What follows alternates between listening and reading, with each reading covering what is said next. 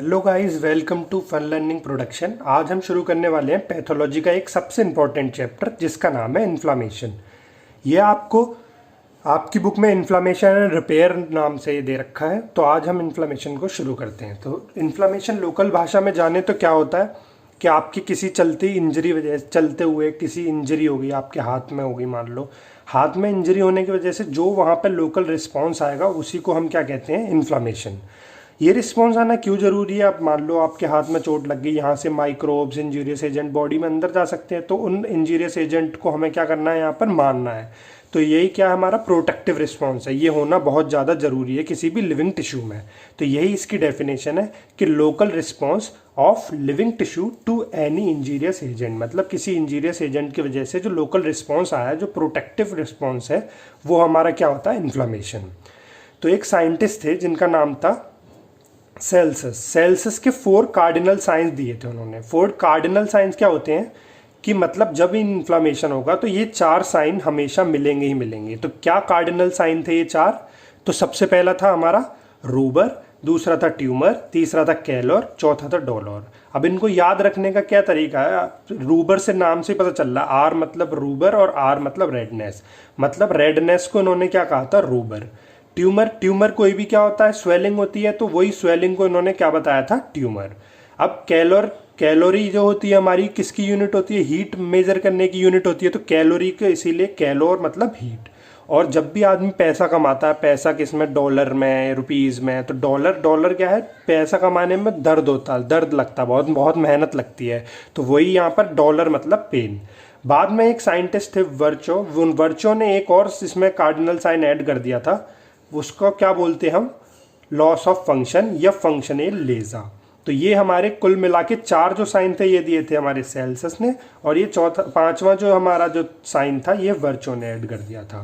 तो ये हमारी होगी इन्फ्लामेशन के साइंस, कार्डिनल साइंस। अब अगर हम बात करें इसके टाइप्स की, तो 2 तरह के टाइप होते हैं, एक होता है एक्यूट, एक क्रॉनिक। जैसा कि आपको पता ही है कि एक्यूट का मतलब क्या होता है, जो चीज़ रैपिड हो रही हो, एकदम से हो रही हो, वो होता है हमारा एक्यूट। और जो स्लो हो या प्रोग्रेसिव हो उसको हम क्या कहते हैं, क्रॉनिक। तो इसके टाइप में एक्यूट और क्रॉनिक। एक्यूट का ऑनसेट कैसा होगा, रैपिड और स्लो। अब आप अगर WBC की बात करें तो हमारी कौन कौन सी WBC होती हैं, इसको याद करने की क्या ट्रिक होती है कि नेवर लेट मंकी ईट बनाना। मतलब N से क्या होता है, न्यूट्रोफिल, L से क्या होता है, लिम्फोसाइट, M से क्या होता है, मोनोसाइट, और मंकी ईट ई से क्या होता है, यूसिनोफिल, और बनाना से क्या होता है हमारा, बेसोफिल। तो हमारे जो पहला जो न्यूट्रोफिल है, नेवर वाला जो वो है न्यूट्रोफिल, वो किस में आता है हमारा, एक्यूट में। और क्रॉनिक में जो अगले 2 है, नेवर लेट मंकी मतलब लिम्फोसाइट और मोनोसाइट, ये दोनों हमारे किस में आते हैं, लिम्फोसाइट मोनोसाइट क्रॉनिक में, और एक्यूट में क्या आता है, न्यूट्रोफिल। मतलब ये वो सेल्स हैं जो जब भी हमारा इन्फ्लामेशन होगा तो ये उस टाइम पर हमें प्रेजेंट मिलेंगी। अब टिश्यू इंजरी, इसमें माइल्ड या लिमिटेड इंजरी हुई, जैसे मैंने आपको यहाँ एग्जांपल बताया था कि यहाँ पे आपके चोट लग गई मान लो, तो यहाँ चोट लगने पे जो माइल्ड है ये, जबकि सीवियर या प्रोग्रेसिव, कहीं आपके बहुत ज़्यादा चोट लग गई है या अंदर चोट लगी है कहीं, तो उसको हम क्या कहते हैं, सीवियर या प्रोग्रेसिव। अब इसके साइंस जो प्रोमिनेंट है ऊपर से दिख जाएंगे, जबकि क्रॉनिक इंजरी के हमारे साइन लेस प्रोमिनेंट होते हैं। तो सबसे पहले बात करते हैं हम डिटेल में एक्यूट इन्फ्लामेशन की। एक्यूट इन्फ्लामेशन में मेन 3 काम हो रहे होते हैं। सबसे पहले हमें करना क्या है, हमें ये तो पहले पता करना है कि इन्फ्लामेशन में हमें करना क्या है। इन्फ्लामेशन क्या था, हमारा बॉडी का रिस्पॉन्स था। अब वो किस लिए था कि जो हमारा इंजूरियस एजेंट है उसको मारना है। तो उसको मारने के लिए ये क्या है, पूरा ये एक तरह से षड्यंत्र रचाया जा रहा है कि उस इंजूरियस एजेंट को हमें मारना है। तो अब सबसे पहले इसमें 3 कंपोनेंट है। सबसे पहला वेजोडाइलेशन, दूसरा वेस्कुलर परमेबिलिटी का इंक्रीज हो जाना, और तीसरा है इमिग्रेशन ऑफ ल्यूकोसाइट। ल्यूकोसाइट में भी यहाँ पर हमारा कौन सा पढ़ा था हमने, एक्यूट है तो कौन सा होगा, नेवर लेट मंकी वाले में N क्या था, न्यूट्रोफिल। तो न्यूट्रोफिल हमारे किस में आएंगे, एक्यूट इन्फ्लामेशन में, और क्रॉनिक इन्फ्लामेशन में क्या आएंगे, लिम्फोसाइट और मोनोसाइट। तो अगर हम एक्यूट इन्फ्लामेशन के इवेंट्स की बात करें तो 2 टाइप के इवेंट होते हैं, एक होते हैं वेस्कुलर चेंजेस और दूसरे होते हैं सेलुलर इवेंट। वेस्कुलर चेंजेस मतलब जो वेसल में चेंजेस हो रहे होंगे, और सेलुलर इवेंट जिसमें सेल पार्टिसिपेट कर रही होगी। तो सबसे पहले वेस्कुलर चेंजेस भी हमने 2 पार्ट में डिवाइड कर लिए कि चेंजेस इन वेस्कुलर फ्लो और दूसरा इंक्रीज इन वैस्कुलर परमिएबिलिटी। तो ये हमारे मेजर दो टाइप हो गए वैस्कुलर चेंजेस में। अगर इसको डिटेल में पढ़ने से पहले मैं एक आपको समरी बताऊं कि इसमें होगा क्या क्या, तो इसमें सबसे पहले वेजो कॉन्स्ट्रिक्शन होता है, फिर वेजो डायलेशन होता है, फिर वैस्कुलर परमिएबिलिटी इंक्रीज होती है, और फिर लास्ट में स्टेसिस हो जाता है। अभी स्टेसिस और ये सब आपको डिटेल में अभी मैं बताऊंगा। तो चलिए अब बात करते हैं हम वैस्कुलर इवेंट्स की। तो यहाँ पर जब भी आपकी इंजरी हुई तो यहाँ पे जो मास सेल प्रेजेंट है या जो इन्फ्लामेटरी सेल प्रेजेंट है वो कुछ केमिकल रिलीज करेंगे। तो मान लिया हिस्टामिन रिलीज किया, तो हिस्टामिन के दो काम होते हैं, एक तो ये क्या कराएगा वेजो डायलेशन, और दूसरा क्या करा देगा ये वैस्कुलर परमिएबिलिटी इंक्रीज करा देगा। वेजो डायलेशन होगा तो वैस्कुलर परमिएबिलिटी अपने आप इंक्रीज हो जाएगी। खुद मान के चलो अगर ये एक आपकी कोई वेसल है, इसका अगर डायलेशन हो जाएगा तो डायलेशन में दो चीजें हो रही हैं कि एक तो ये जो आपकी वैस्कुलर परमिएबिलिटी जो पहले ऐसे थी, परमिएबिलिटी का मतलब क्या होता है कि यहाँ से जो फ्लूइड है जो वेसल के अंदर से वो बाहर चला जाए। तो ये वैस्कुलर परमिएबिलिटी इंक्रीज हो जाना क्या है, हॉलमार्क है हमारा एक्यूट इन्फ्लेमेशन का। मतलब अगर वैस्कुलर परमिएबिलिटी दिख रही है हमें तो श्योर शॉट है कि वो वहां पर क्या है एक्यूट इन्फ्लेमेशन हो रखा होगा। तो क्या हुआ, हिस्टामिन आया, उससे क्या हुआ वेजोडाइलेशन हुआ। वेजोडाइलेशन होने से क्या क्या हुआ, एक तो हमारा इंक्रीज हुई वैस्कुलर परमिएबिलिटी जो हॉलमार्क फीचर है, और दूसरा क्या हुआ इंक्रीज ब्लड फ्लो। अब खुद बताइए एक इतनी इस जगह में ब्लड है और एक इतनी जगह में ब्लड है, तो ब्लड फ्लो यहाँ पर क्या हो गया इंक्रीज। अब ब्लड फ्लो इंक्रीज होगा उसकी वजह से क्या होगा यहाँ पर हीट और रेडनेस। तो यही तो हमारे कार्डिनल साइन थे। हीट से क्या था हमारा कैलोर और रेडनेस से क्या था रूबोर। तो दो साइन हमारे आ गए कार्डिनल साइन। इसके साथ साथ यहाँ दूसरा इवेंट क्या चल रहा होता है इंक्रीज वैस्कुलर परमिएबिलिटी। इसमें क्या हो रहा है कि फ्लूइड जो है आपका एक्स्ट्रा सेलुलर स्पेस में जा रहा है। इन दोनों की वजह से अब क्योंकि फ्लूइड एक्स्ट्रा सेलुलर स्पेस में चला गया है और यहाँ पे ब्लड फ्लो ज़्यादा हो रहा है, तो मतलब हो क्या रहा है इनडायरेक्टली कि अब यहाँ पे स्टेसिस हो गया है। स्टेसिस का मतलब क्या होता है कि ब्लड फ्लो जो है वो स्लो डाउन हो गया है। आरबीसी तो निकल नहीं पाएंगी एक्स्ट्रा सेलुलर फ्लूइड में, मतलब यहाँ पे अगर ये परमिएबल हो गई अगर सेल ज़्यादा तो यहाँ से आरबीसी क्रॉस नहीं कर पाती हैं। तो आरबीसी क्रॉस नहीं कर पाएंगी तो यहाँ कंसंट्रेशन हो जाएगी। अब कंसंट्रेशन हो जाएगी तो विस्कोसिटी बढ़ जाएगी। तो यहाँ पे क्या हो जाएगा स्मॉल वेसल का इंग्रोजमेंट और वेस्कुलर कंजेशन। मतलब हुआ क्या इनडायरेक्टली कि यहाँ पे जो ब्लड फ्लो हुआ और यहाँ पर वेस्कुलर परमिएबिलिटी जो इंक्रीज हुई उसकी वजह से क्या हो गया स्टेसिस। स्टेसिस का मतलब होता है कि ब्लड फ्लो कम हो गया और कंसंट्रेशन ऑफ आरबीसी हो गई, जबकि फ्लूइड निकल के कहाँ चला गया एक्स्ट्रा सेलुलर फ्लूइड में निकल के चला गया। अब ये परमिएबिलिटी इंक्रीज कराने के हमारे चार मेन तरीके होते हैं। अब वो क्या क्या तरीके हैं एक एक करके डिस्कस करते हैं। ये मैंने आपको क्या दिखा रखा है, ये जैसे आपकी वेसल है तो इस वेसल को मैंने ऐसे काटा है और आपको ऐसे शो कर रखा है। तो ये आपको वेसल की एंडोथीलियल सेल दिख रही है और ये अंदर ल्यूमेन है। तो होप आपको समझ में आ रहा होगा ये। तो अब सबसे पहले इसमें क्या है कॉन्ट्रैक्शन। कॉन्ट्रैक्शन का मतलब क्या है कि यहाँ पर एंडोथीलियल सेल जो है ये इसका कॉन्ट्रैक्शन हो गया, तो ये जो इसका गैप बन गया। अब गैप बनने की वजह से क्या होगा, गैप बनने की वजह से जो अंदर जो फ्लूइड था वो बाहर निकल के आ जाएगा ऐसे, तो परमिएबिलिटी अपने आप इंक्रीज हो गई। तो अब ये यहाँ पर कॉन्ट्रैक्शन कौन कौन कराता है, आपका जो यहाँ पे अभी हमने पढ़ा था हिस्टामिन। हिस्टामिन या दूसरा ब्रेडिकाइनिन, ये क्या करा सकता है हमारा कॉन्ट्रैक्शन। तो ये कैसा है आप इमीडिएट ट्रांजिएंट रिस्पॉन्स। इमीडिएट को पता ही है रैपिड है और शॉर्ट लिव्ड है। इमीडिएट ट्रांजिएंट रिस्पॉन्स है, मतलब अगर हिस्टामिन आ गया तो इमीडिएटली ये आपका रिस्पॉन्स आएगा। दूसरी बात करते हैं डायरेक्ट डैमेज की। ये जो एंडोथीलियल सेल थी ये डायरेक्ट डैमेज हो जाए, कैसे बर्न हो जाए, यहाँ पर माइक्रोब आगे चिपक जाए या टॉक्सिन की वजह से ये एंडोथीलियल सेल ही टूट जाए। एंडोथीलियल सेल टूट जाएगी तो यहाँ पर फिर ब्लड फ्लो यहाँ से लीकेज होने लगेगा बाहर, तो इसकी वजह से ये क्या परमिएबिलिटी फिर बढ़ गई, परमिएबिलिटी बढ़ गई।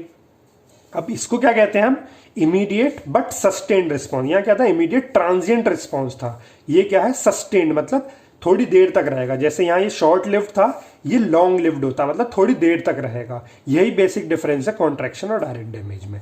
अब बात करते हैं हम तीसरे तरीके की। तीसरे तरीके में क्या होता है कि जो आपके ल्यूकोसाइट प्रेजेंट है ब्लड ल्यूमेन में, वो ल्यूकोसाइट यहाँ आके चिपक गए। अब ल्यूकोसाइट यहाँ के चिपक गए तो ये डैमेज करा रहे हैं इसको।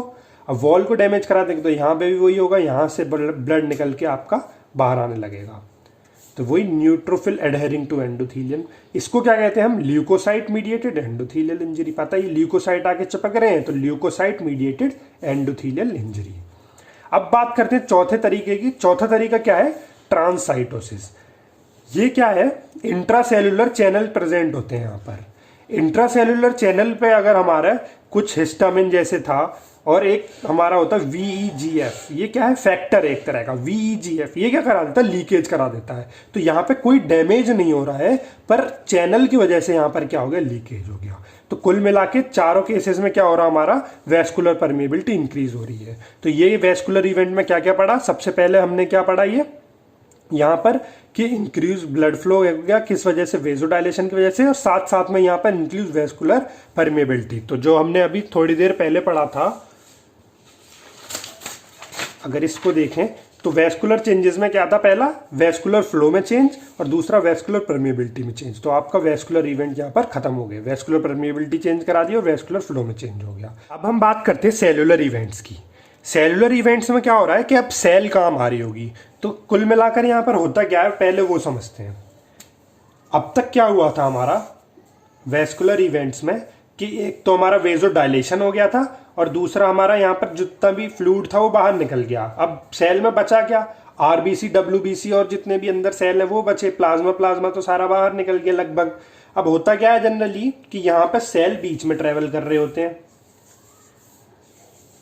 और जो आसपास का एरिया होता है यहाँ पर प्लाज्मा रहता है।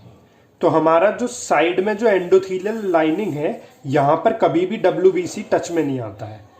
तो यहाँ पे क्या हुआ कि हमारा यहाँ पर इंजूरियस एजेंट प्रेजेंट है मान के चलिए, तो हमें क्या करना है, यहाँ से WBC को इस तक लेके आना है ताकि यहाँ पर आके इसका फेगोसाइटोसिस होके और ये खत्म हो चुके। ये हमारा क्या है, एंड प्रोसेस है। इसको करने के लिए हमें एक मल्टी स्टेप प्रोसेस करना पड़ता है जिसको हम क्या बोलते हैं, सेलुलर इवेंट्स। तो अब एक एक करके देखते हैं कि सेलुलर इवेंट्स में होता क्या है। तो सबसे पहले मल्टी स्टेप प्रोसेस है ये, जो कौन मीडिएट कर रहा है, एडहेशन मॉलिक्यूल या कीमोकाइंस। अब इसमें क्या होता है, कीमो अट्रैक्टेंट्स होते हैं, साइटोकाइंस होते हैं जो प्ले करते हैं हमारा रोल ल्यूकोसाइड माइग्रेशन में।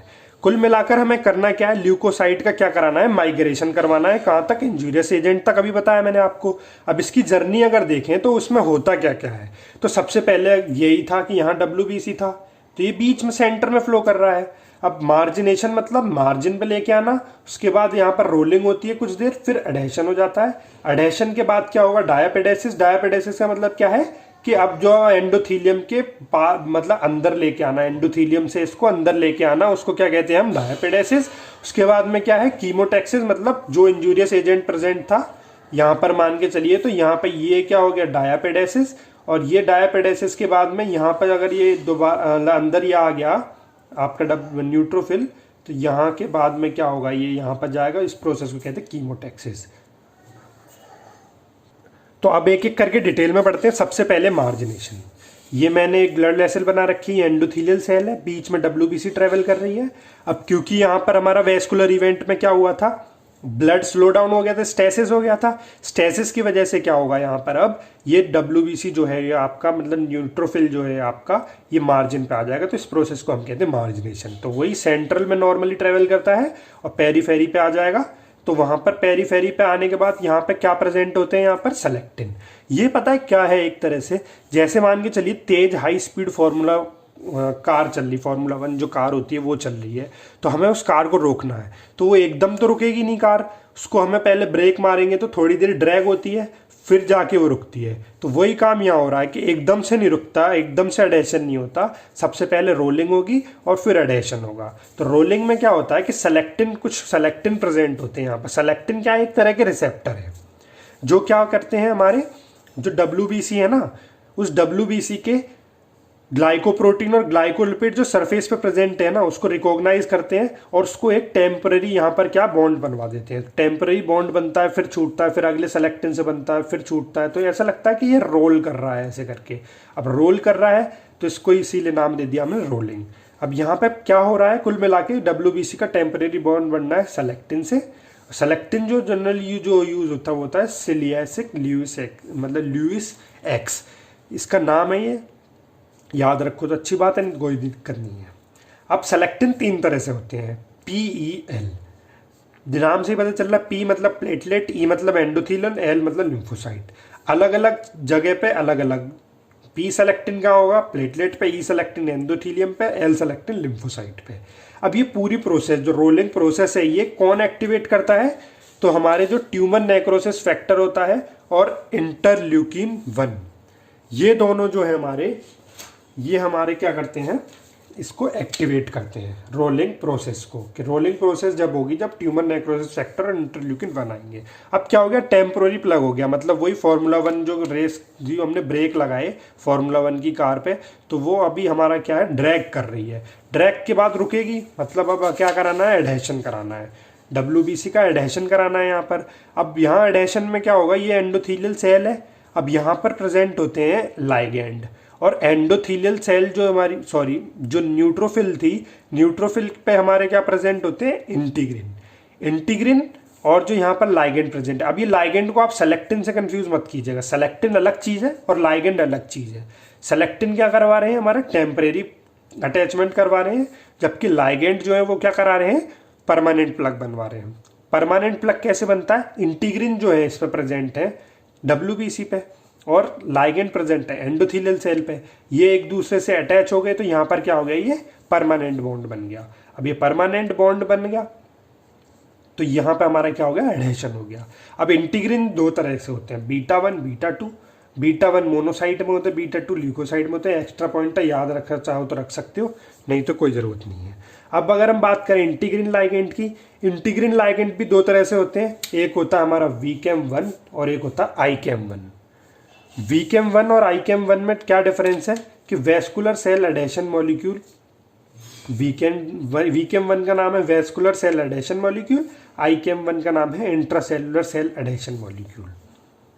अब हमारी पहली 3 स्टेप मार्जिनेशन, रोलिंग, एडेशन खत्म हो गया। अब हमें क्या कराना है, डायपेडेसिस, मतलब अब ये दूसरी स्टेप जो है मतलब अंदर लेके आना है यहाँ पर। तो अब देखते हैं डायपेडेसिस। तो ये इंटीग्रिन और इंटीग्रिन लाइगेंड से क्या हो गया, ये अटैचमेंट हो गया। इस अटैचमेंट के बाद यहाँ पर क्या प्रेजेंट होता है, एक PCAM रिसेप्टर 1। अब मुझे पता है थोड़ा सा कॉम्प्लिकेटेड जा रहा होगा, पर 1-2 बार पढ़ेंगे तो आपके सारा समझ में आ जाएगा। जैसे अब तक रिसेप्टर कौन कौन से पढ़े एक बार रिवाइज करें, तो सबसे पहले क्या प्रेजेंट था हमारा, सेलेक्टिन, उसके बाद ये क्या था, इंटीग्रिन लाइगेंड, उसके बाद अब क्या आ गया हमारा PCAM1। PCAM1 दोनों सर्फेसिस पे होता है, मतलब एंडोथीलियल सेल पे भी होता है और WBC पे भी होता है। अब PCAM मतलब क्या है, platelet endothelial cell adhesion molecule. ये क्या है, इंपॉर्टेंट है मॉलिक्यूल, क्यों, क्योंकि ये क्या करा रहा है हमारा, डायपेडेसिस। डायपेडेसिस मतलब एंडोथीलियल सेल मतलब ल्यूमेन से, और यहाँ पर एक्स्ट्रा सेलुलर फ्लूइड में हमारा क्या आ रहा है, WBC। अब डायपेडेसिस भी हो गया हमारा। डायपेडेसिस के बाद जो स्टेप आती है उसको हम क्या कहते हैं, कीमोटैक्सिस। कीमोटैक्सिस का मतलब क्या होता है कि केमिकल एजेंट की वजह से जो हमारा इंजूरियस एजेंट जहाँ प्रेजेंट था वहाँ पे WBC का जाना, तो ये WBC डायपेडेसिस होके अंदर आ गई, मतलब न्यूट्रोफिल, वो यहाँ पर क्या आ जाएगी, अब बैक्टीरियल सेल एजेंट जो भी मतलब बैक्टीरियल या इंजूरियस एजेंट जो होगी उसको इनगल्फ करने के लिए यहाँ जाएगी। तो इसी प्रोसेस को हम कहते हैं कीमोटैक्सिस। अब कीमोटैक्सिस जो है वो कैसे होती है कि यहाँ से निकलते हैं हमारे कीमो अट्रैक्टेंट।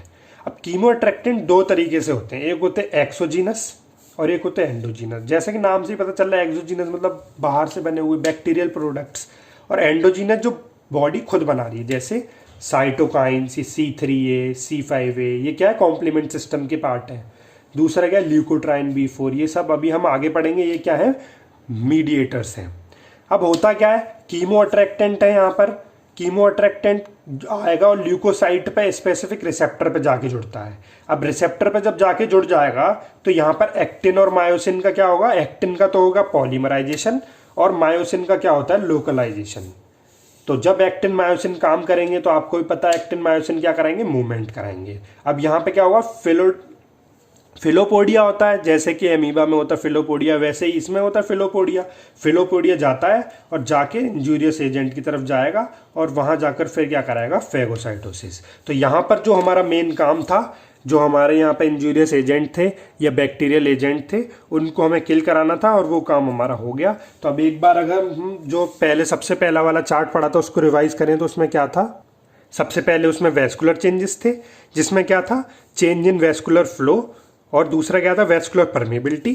फिर हमारा आ गया था सेलुलर इवेंट। सेलुलर इवेंट में सबसे पहला क्या था, मार्जिनेशन, दूसरा था रोलिंग, तीसरा था एडहेशन, चौथा था डायपेडेसिस, और पांचवा था कीमोटैक्सिस। तो इस तरीके से जो इंजूरियस एजेंट होता है वो एक्यूट इन्फ्लामेशन में फैगोसाइटोसिस करवाने तक की स्टेप में काम करता है।